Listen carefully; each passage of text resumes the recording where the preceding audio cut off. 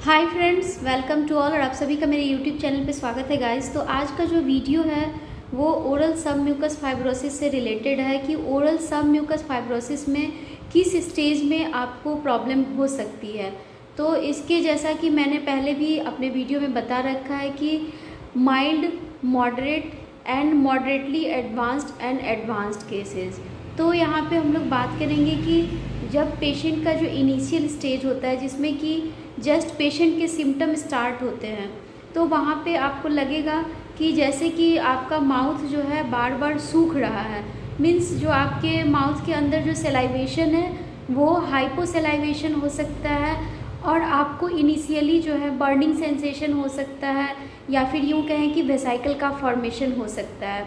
तो जैसे कि फ़ोटो जो मैं साथ में दिखा रही हूँ कि जैसे या इस फोटो में आप देख रहे हैं कि वेसाइकल का फॉर्मेशन हो रहा है। तो ये जो वेसाइकल है मीन्स जो दाने बनते हैं और ये दाने बनकर फूट जाते हैं। तो अगर आप अपने हैबिट को इसी तरह से कंटिन्यू रखेंगे तो ये जो इनिशियल स्टेज है वो आगे निकल जाएगा। मीन्स जो माइल्ड ओएसएफ था वो अब जो है मॉडरेटली एडवांस्ड ओएसएफ हो जाएगा। तो ये मॉडरेटली एडवांस्ड ओएसएफ में क्या क्या चेंजेज हो सकते हैं, तो जैसे कि यहाँ पे जो आपकी माउथ ओपनिंग है वो और ज़्यादा कम हो जाएगी और ये जो ओपनिंग है माउथ की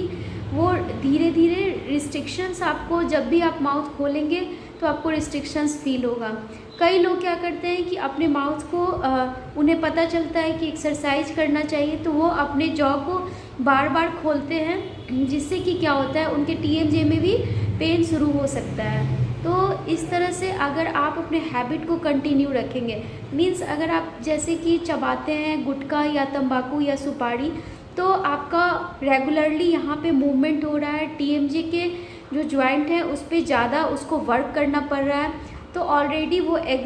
यहाँ पे एग्जर्ट हो जाते हैं। उसके अलावा जो आपकी जो फॉसियल पिलर है, जैसा कि आप इमेज में देख रहे हैं, वहाँ पे फाइब्रस बैंड बन जाते हैं और वहाँ पे आपको माउथ ओपन करने में रिस्ट्रिक्शंस फील होता है। तो सबसे पहली चीज़ कि आपको हैबिट को क्विट करना है, और अगर आप हैबिट को क्विट नहीं कर पा रहे हैं और सिर्फ समझ रहे हैं कि मैं दवा ले रहा हूँ या एक्सरसाइज करके अपने माउथ ओपनिंग को मेंटेन कर रहा हूँ, तो इससे आपकी बीमारी नहीं रुकेगी वो, क्योंकि आप उसको स्टिमुलस लगातार दे रहे हैं in the form of tobacco. अब यहाँ पे मैं पहले भी बता चुकी हूँ कि जो टोबैको है या बिटल नट है या गुटखा है, इन सारे प्रोडक्ट्स में जो है कार्सिनोजेन होते हैं, जो कि यहाँ पे इंजरी कॉज करता है आपके गाल के अंदर की सतह पे। और ये सिर्फ सतह के ऊपर ही नहीं रहता है, वो धीरे धीरे पेनिट्रेट करके वो निचली सतह तक पहुँच जाता है, जहाँ पे आपके मसल्स होते हैं, जो कि मूवमेंट में जब आप मूव करते हैं तो वहाँ पे आपको रिस्ट्रिक्शंस वो फील होता है, क्योंकि मसल्स के चारों तरफ फाइब्रोसिस हो जाता है। जब आप जब बायोप्सी होता है पेशेंट का और उसका जब एग्जामिनेशन होता है तो वहाँ पर जो मसल्स है उसमें चारों तरफ फाइब्रोसिस नज़र आती है। तो अब मॉडरेटली एडवांस्ड स्टेज से जब हम आगे निकल जाते हैं, यानी कि एडवांस केसेज, तो एडवांस केसेज में क्या है कि माउथ ओपनिंग तो रिस्ट्रिक्टेड है, आपको उसकी आदत है, लेकिन यहाँ पे अल्सरेशंस ज़्यादा बनते हैं। जो पेशेंट हैं उनके माउथ के अंदर जो है मल्टीपल टाइम अल्सरेशन होता है और कई बार अल्सरेटेड वुंड जो है वो प्रोलिफरेट करने लग जाता है। जैसा कि अभी मैं फ़ोटो दिखा रही हूँ, ये जो पेशेंट है ये एडवांस स्टेज वाले ये ओरल सबम्यूकस फाइब्रोसिस के पेशेंट हैं। जो इनकी हिस्ट्री है वो गुटखा च्यूइंग की है और इनको जो है टंग पे, जैसा आप देख रहे हैं, जो टंग पे ग्रोथ है, ये ग्रोथ जो है इन्हें 3 से मतलब लगभग पेशेंट का कहना है कि 2 महीने पहले ये स्मॉल ग्रोथ था। अब ये स्मॉल ग्रोथ जो है वो प्रोलिफरेट हो गया। जब पेशेंट प्रेजेंट में जो इनका ग्रोथ है वो प्रोलिफरेटेड है। तो ऐसा क्यों है? हो सकता है कि यहाँ पे कोई इरिटेशन वाला पॉइंट हो, मीन्स यहाँ पे कोई शार्प कस्प हो, जो अल्सरेटेड वुंड को वो वहाँ पे स्टिमुलस मिलता रहा और जो ये वुंड है वो स्मॉल से ये लार्जर हो गया और यहाँ पे अनकंट्रोल जो है इसका ग्रोथ हो गया। तो अभी जो ये केस है ये सस्पेक्टेड केस है कि हो सकता है कि इस पेशेंट के टंग में जो चेंजेज है वो स्क्वामस सेल कार्सिनोमा की तरफ हो।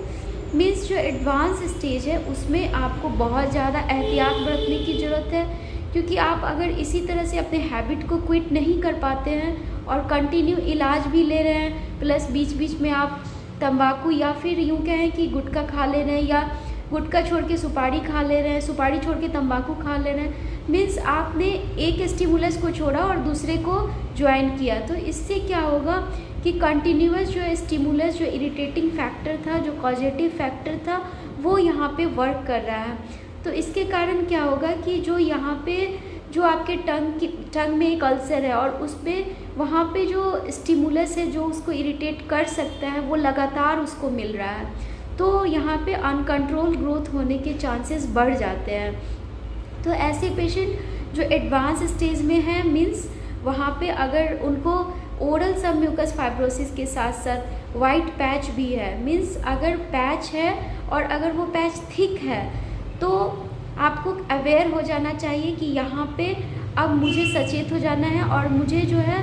इसके लिए बिल्कुल जो हैबिट है उसको आपको क्विट करना होगा। और हैबिट क्विट करने के साथ साथ आपको रेगुलर बेसिस पे डॉक्टर के फॉलोअप में रहना होगा। ये जो आप समझेंगे कि मैंने एक बार डॉक्टर से दिखा लिया और अब ये ठीक हो जाएगा, तो ऐसा नहीं है, ये लॉन्ग टर्म प्रोसेस है। और अगर आप एडवांस केस में हैं तो आपको बहुत ज़्यादा एहतियात बरतने की ज़रूरत है, क्योंकि सबसे पहले मैं एक चीज़ बता दूं कि ओरल सबम्यूकस फाइब्रोसिस में जो चेंजेज है जब ल्यूकोप्लेकिया से एसोसिएटेड हो जाता है, मीन्स जब वहाँ पे mouth opening, restrictions of mouth opening के साथ वहाँ पे वाइट पैच बनने लगते हैं, तो आपको सतर्क होना चाहिए। और ये वाइट पैच जब अल्सरेटेड हो जाए, मीन्स यहाँ पे जो वाइट पैच है वो अल्सर यहाँ पे बन जाए, मीन्स वहाँ पे जो घाव है वो हील नहीं हो, तो आपको इस अल्सरेटेड ग्रोथ के लिए भी आपको जो है रेगुलर डॉक्टर के संपर्क में रहना चाहिए, क्योंकि कई बार हम इस चीज़ को नज़रअंदाज करते हैं जिसके कारण जो ग्रोथ है वो अनकंट्रोल हो जाता है और इवन यूँ कहें कि वो स्क्वामस सेल कार्सिनोमा में कन्वर्ट हो जाता है। तो यहाँ पे गाइस ये केस शेयर करने का मेरा यही पर्पस था कि आप इस चीज़ के सीवियरिटी को समझें कि जो एडवांस केसेज ऑफ OSF है उसमें आपको बहुत ज़्यादा एहतियात बरतने की ज़रूरत है, क्योंकि इसमें जो रेट ऑफ मैलिग्नेंसी है, जो ट्रांसफॉर्मेशन रेट है मैलिग्नेंसी का, वो 7 to 13% है। तो ये हो सकता है कि 7 से नीचे रहे या 13% से ज़्यादा भी हो सकता है। तो यहाँ पे आपको केयरफुल रहने की आवश्यकता है। उम्मीद करती हूँ कि दिए गए जानकारी आपके लिए हेल्पफुल होगा। Thank you so much for watching and if you like please share and subscribe my channel. Thank you.